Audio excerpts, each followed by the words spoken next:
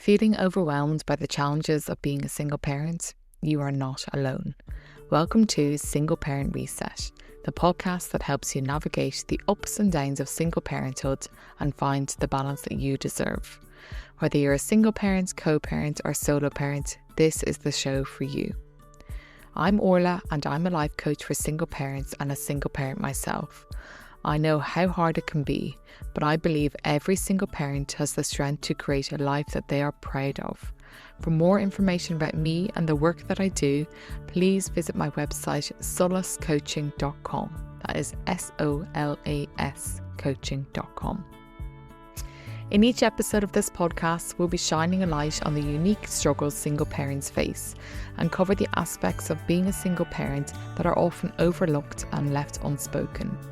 I'll be sharing actionable steps to help you overcome these challenges and find more calm and fulfillment in your life. Single Parent Reset is your weekly opportunity to gain a fresh perspective, take back control, and feel more in charge of your journey. Before I get started this week, I just want to say a huge thank you for all the fantastic feedback that I've been getting so far about the podcast. It's just been amazing to read all the messages that have been coming through into my inbox, and so good to see how helpful you found it. And now I just have one small favour. I would love to ask, if you've been enjoying this podcast, please can you rate, review and also subscribe to it. And if you can think of any single parent that will benefit from it, please share it with them. Or if an episode in particular resonated with you, please would you share on your socials. The more people that can hear about this, the more people that can get the help and hopefully you've also got from listening to this podcast.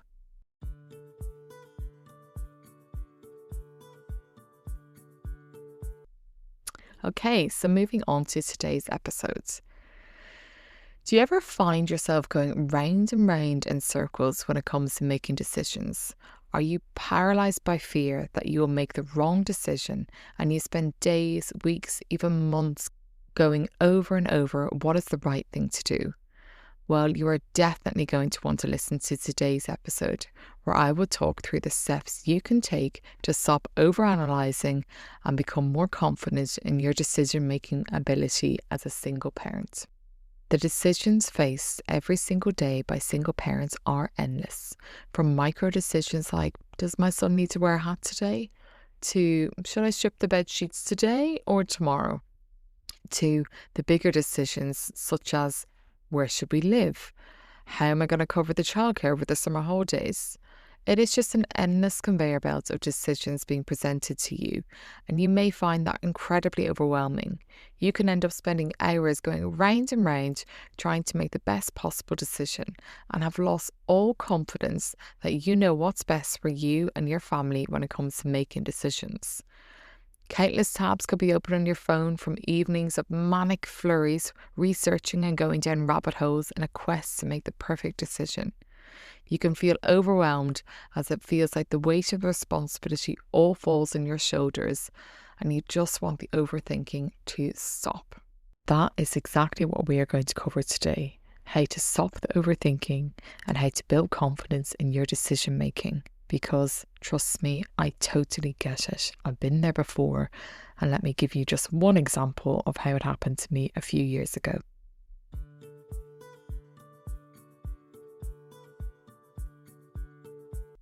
Nearly 2 years ago now, it was coming up to my son's 4th birthday. His birthday falls at the end of March, and it was getting to that time of year when the evenings are finally getting lighter and there are signs of spring everywhere, from daffodils to wall-to-wall Easter eggs in the supermarkets. I'd given myself the deadline of his birthday to do a rejig of my house, giving him a bigger room and move him out of his toddler bed, which he had long since outgrown. I'd already cleared out the new room to make room for his new bed, so now all I had to do was get a new bed so that he would be spending his 4th birthday in his new big boy bed. This was a big investment for me and I wanted it to see my son through to his teenage years, so I really wanted to get something that would last. I started to scour the internet for the best bed options. Hours and hours were spent reading bed reviews. Bunk beds, storage beds, raised beds, beds with slides, fold-down beds. If it was a type of bed, no matter how niche it was, trust me, I found it and researched whether it would be the right bed for my son. The more I searched, the more confused and overwhelmed I became.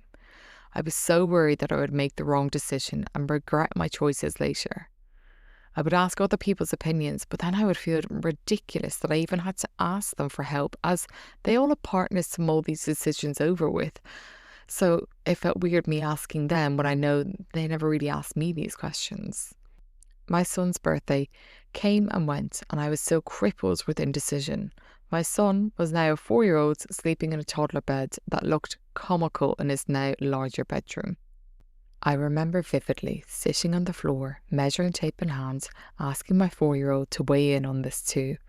I mean, honestly, I was just desperate for anyone to tell me what the right thing was to do.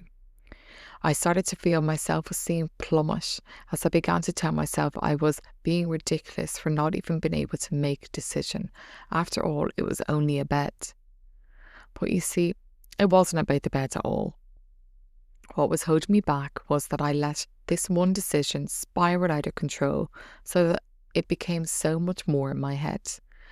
I was flooded with feelings that I had to make the perfect decision, as it was all on me to make this decision, and it would be all on me and me alone that would have to deal with the consequences if it wasn't the right decision that I made. Instead of just looking at the facts at hand and making up my mind, I let myself be consumed with feelings like I had to make the right decision and I would only have myself to blame if I got it wrong. Now, I'm sure you've all experienced a decision similar to this, where you have been reduced to thinking you are not capable of doing anything and clouded any logic and judgment you normally have. This can be so common for single parents who can feel the weight of the consequences of their decision heavily. And we are now going to talk about why this is and what you can do to start fielding decisions with ease and put an end to the overthinking.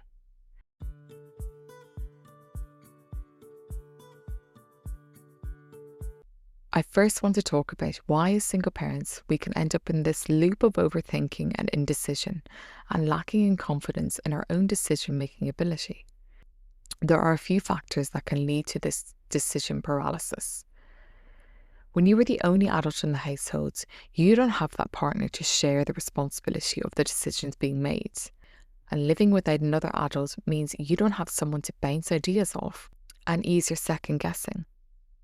Without having that other person to voice your opinions to, you can start to do things like beginning to fear judgment from others that you're even making the right decision. Instead of thinking what's right for you, you end up spending a lot of time and energy predicting what other people will think, even though this decision has absolutely nothing to do with them. You may even find that you're putting way too much pressure on yourself to get it right because you are doing it by yourself. You can begin to doubt yourself and lose confidence in your ability to know if you are doing the right thing. All of this can leave you feeling incredibly overwhelmed, and as decision fatigue sets in, even the smallest decisions begin to feel impossible. Luckily, this does not have to be the case for single parents. Let's move on to how you can overcome decision fatigue and overwhelm and start making confident decisions today. Everyone and every decision is different. So here are some strategies for you to try next time you just cannot make up your mind. Some may be more effective than others. This is all about trial and error and practicing what works best for you. The first thing that's really important is to pause and identify what emotion could be driving the indecision. Is it fear, guilt, or even perfectionism? And address this before diving into making the decision itself, because these emotions could be clouding your judgment. Once you've done that, try looking at narrowing down your options. Instead of having 10 different options like I did with the bed, try and bring it down to 2 or 3 so it's easier to weigh up the pros and cons. You could also think about setting yourself a time limit as to when the decision needs to be made. Trust your gut. When you first thought of this decision that you had to make, what was the first thing that felt right? Sometimes that really is the right thing. Be confident to go with your gut. Talk to someone else. You do not need to face these decisions alone. And don't feel ridiculous like I did for the bed going to other people. You did live by yourself, and sometimes the decisions warrant someone else to help you with it.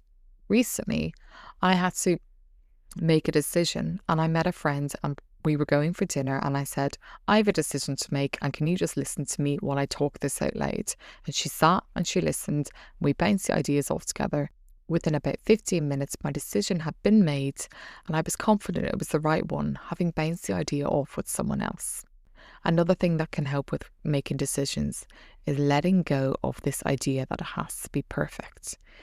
You may find that you're stuck in a trap of perfectionism and making sure that you're doing the best choice every single time. This can be really common with single parents, as we feel the need to make sure that we're showing everyone that we can do it and we can do it perfectly. If perfectionism is something you struggle with, I have a whole episode all about the idea of perfectionism and how it may be impacting your single parent journey and how to overcome it, and I highly suggest you listen to it. Another strategy is the 5-5-5 rule. I love this one. So ask yourself, will it matter in 5 minutes, 5 days, or 5 years? And just getting this perspective of time can help you realise the gravity of the decision being made and how much time you need to put into it. And another thing that you can also do is make a small decision and just act on it. Sometimes taking that first step is enough to build momentum to get the bigger decision made.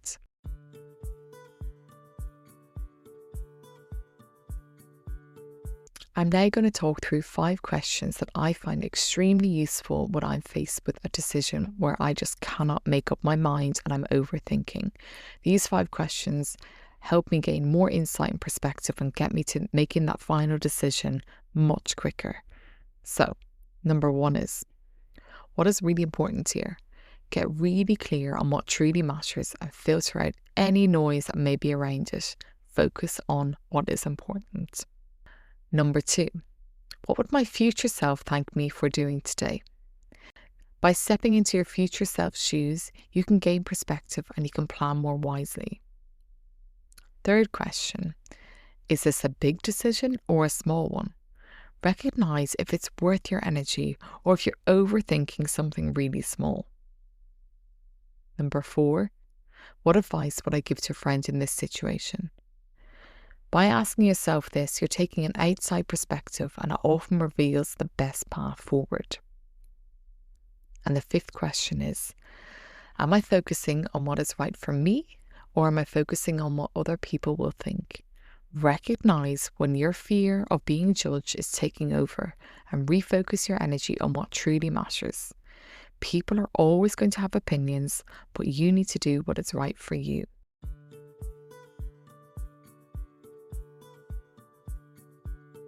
A big thing for decision making can be as a single parent when you feel the responsibility is all on you and you have absolute fear that you're going to make the wrong decision.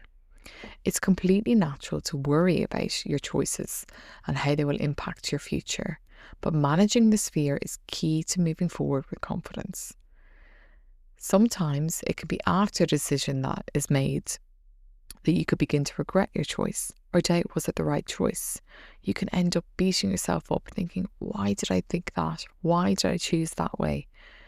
Now, if you find this happening, there are a few things you can do. 1 is reframe your thinking.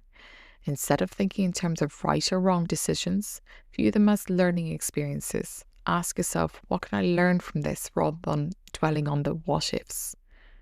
Remind yourself that every choice that you make is made with information and resources available at that time. The second thing you can do is trust your intentions.